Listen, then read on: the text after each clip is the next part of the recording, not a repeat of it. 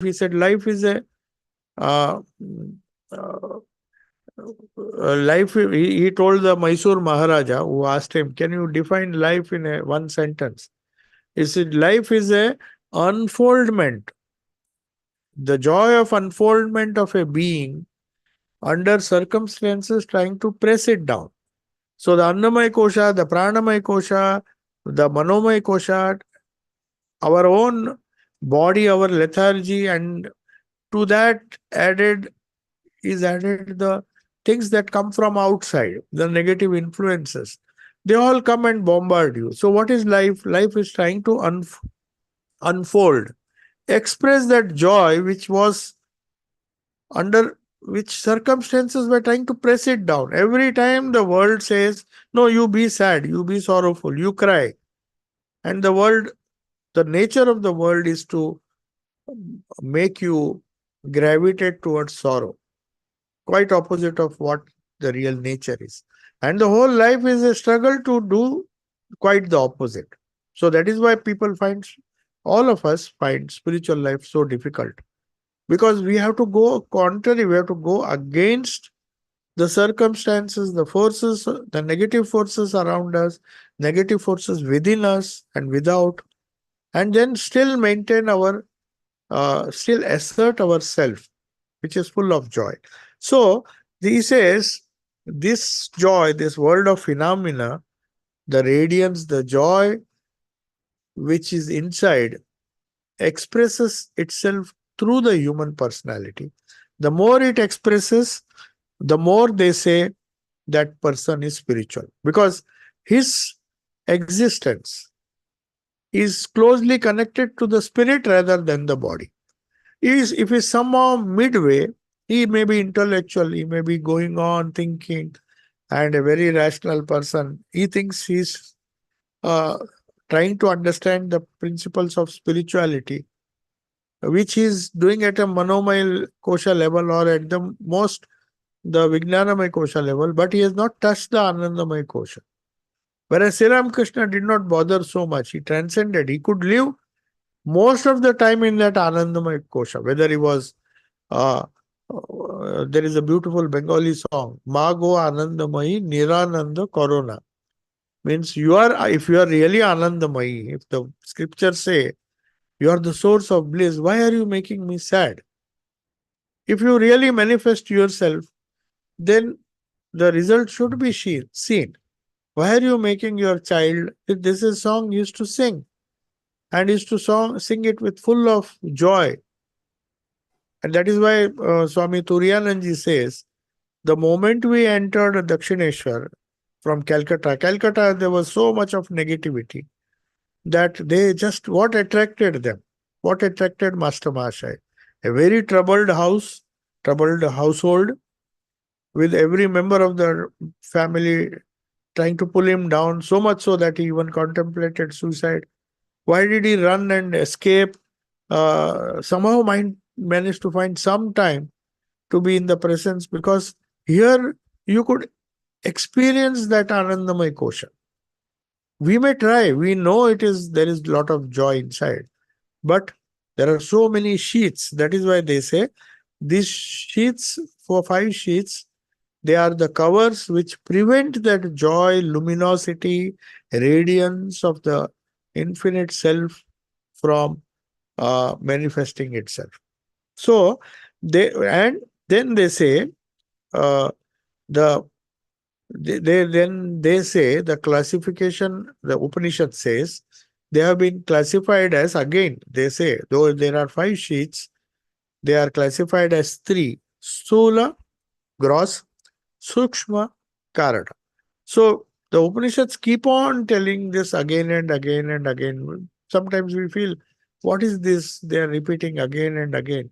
The reason for repeating this is, the more we think about it, the more we think that there is a higher reality, there is a higher self, which is not gross. Though we are right now, honestly speaking, we are absolutely gross right now. Or maybe we have some enthusiasm because of which we are trying to uh, rise a little higher, and our mind says, no, constantly you think good thoughts, you'll rise still higher. And more than that, through our sheer reasoning, we want to convince our minds that no matter now you are feeling very stupid, very depressed, very bad, but still go on persisting and say that you are happy. You know you are not happy and you are forcing, but then you have to constantly repeat this. That is why Upanishad says in different verses. Bhagavad Gita also says so many times, this way, that way, they are coming to the same point, that somehow by hook or crook, try to think that you are restricted. Society is restricting you, you are restricting yourself from expressing that joy. Again, you feel sorrow, sad. That is why once Brahmanandji, they also felt depression. Not that we feel depressed. They also, during their young days, he says, because he used to, after Thakur passed away, they were all, suddenly they felt they had lost everything. So many of them tried to regain that joy by meditation. So they went their own way. Swamiji went his own way. Brahmananda went to the banks of Narmada. So he was saying, when I was on the banks of Narmada, I used to sometimes get so depressed because suddenly he felt that, oh, Thakur is no more here. How? Because when he was there, when Sri Ramakrishna was there, he literally looked after Rakhal like a child because he was his Manas Putra. And he pampered him, he did so many things. So he was thinking, suddenly I've become an orphan. So in that state, he himself confesses, when we were on the bank of Narmada, and Subodhananji was sent to accompany him. Holy Mother knew that he will be in a different mood. He will not eat for many days. So somebody had to go and take bhiksha and feed him. He was like a child. Somebody had to take care. So Holy Mother knew that. So she told Subodhananda, who was like a child, you go, follow Rakhal and accompany him wherever he will go into the forest. He will forget that he has eaten anything. So you have to see that his health is not affected. So there he used to say, when the mind became very, very depressive, he used to say that I just took the Gita and used to read the second chapter, especially the uh, the uh, the verses that Sri Krishna used to awaken Arjuna from his Vishada. Vishada means depression. So Arjuna was suddenly, from nowhere, he came into a very depressive state, and Sri Krishna had to use very strong words to just pull him out of that depression. So he said, I followed the same technique. I imagined, and I went on reading the verses of the Gita. So that's how I could revive or maybe regain that joy, that strength, that luminosity which you had lost. So, the luminous self, here the Upanishad says, Shankara says, even if these five koshas are there, Pancha kosha vichara means trying to, but Acharya Shankara very clearly says in his commentary that you don't have to discuss too much about this. What is beyond the Panchakoshas also should be given enough attention. Otherwise, you will go on round and round discussing what this is. So he says there is some self-existing entity which is giving rise to this ego that we have. The ego that says I'm the body or I'm the mind, I'm happy, I'm rich, I'm poor, I'm strong. And he is also the witness of the waking state, which we discussed. We discussed the three states in great detail. How we jump from one state to another. We are either waking or dreaming or deep sleep. Again, we come into dream, and we are fluctuating between these three states. So that shows that somebody, some self-existing entity, is observing all the three states, is also living in all the five states, five koshas. Sometimes he is very gross, sometimes he is very subtle, sometimes he is joyful, sometimes he is very tamasic, sometimes he is happy. But The self is distinct, the luminous self. This is again and again the Upanishad. Maybe it feels like it is some kind of repetition. Once you tell, why should you repeat? Because we forget. Every time we forget, we have to repeat. That is the secret behind our japa. Japa that we do is nothing but reminding of our divine nature. What the Upanishads do through reasoning, through jnana, through atma vichara, we do it through japa. It's a very simple way of repeating the holy name, emphasizing again and again the Lord within. We feel that the Lord is no longer protecting us, no longer giving us that strength. We feel that we are the subtle body or the gross body or even the causal body a little bit. We know that something is wrong in our mind. Then should we just stay at that level? No. You again assert the self. The Gyanis will say the supreme self, the self existing entity, the luminous self, the joyful self, the blissful self. Somehow it has been covered. The cloud of ignorance has come and covered the sun, but I patiently wait to go back to that state. The same thing is done by japa. You just go on. That's why Mother said, if you get confused, just do japa. You go on doing japa. That means you just go on asserting. Brahmananji used to use the divine name, but sometimes you even get uh, fed up of repeating the japa. Then you take the Gita, take the Upanishads, read some verses, try to understand. It gives you some energy to survive for some time. Then you go back.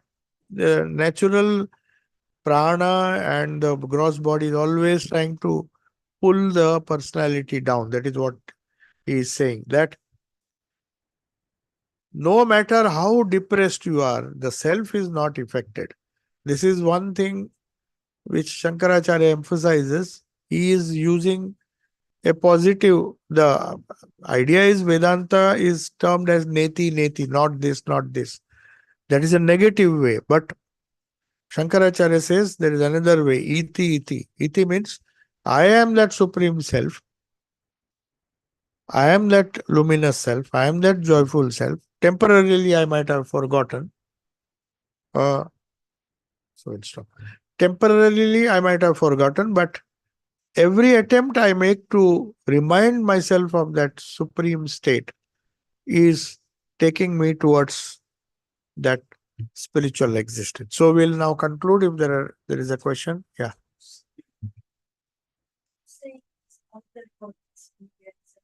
Hmm.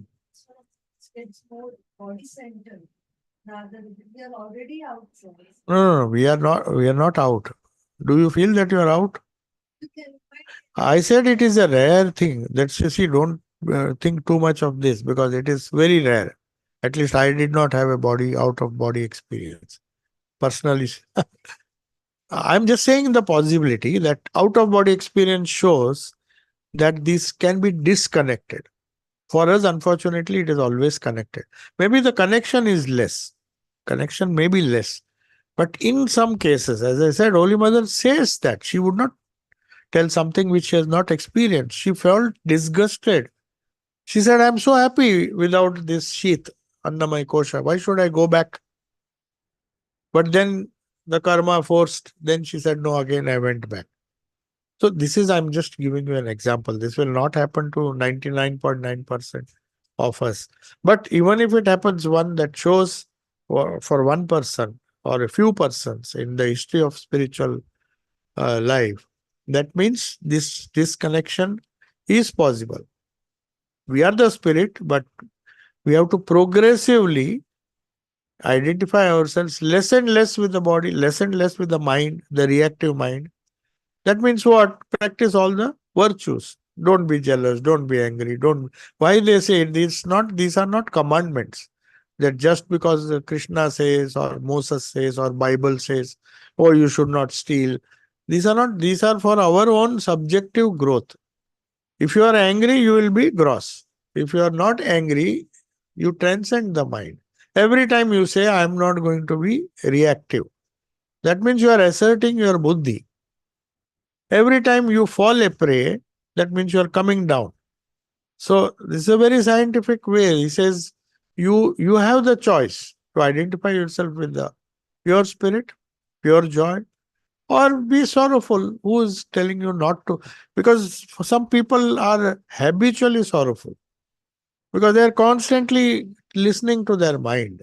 The mind will play all tricks and tell them, no, you are sorrowful. Oh, yes, yes, I am sorrowful. And I am happy.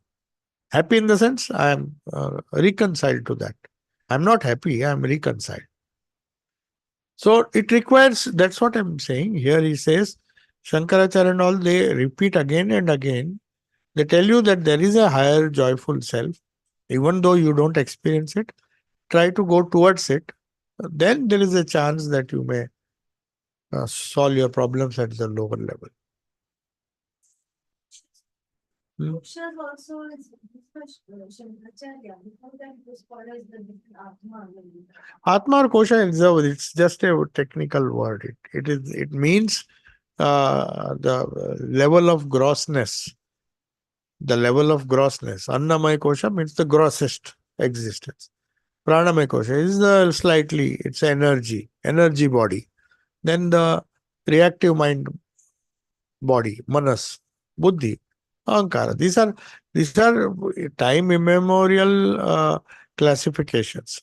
It's nothing new, whether it is Shankaracharya or anything, anybody else. He is just trying to explain what it is and how they are relevant to us. What is the fun in discussing? It's not a science that we are studying. It's a science of human possibilities to make those possibilities real in our own life and get some benefit. To the extent we can get some benefit, they are useful. Otherwise, they will be in theory, they are all fine. Wonderful theories. But they will be just books, na? In the books.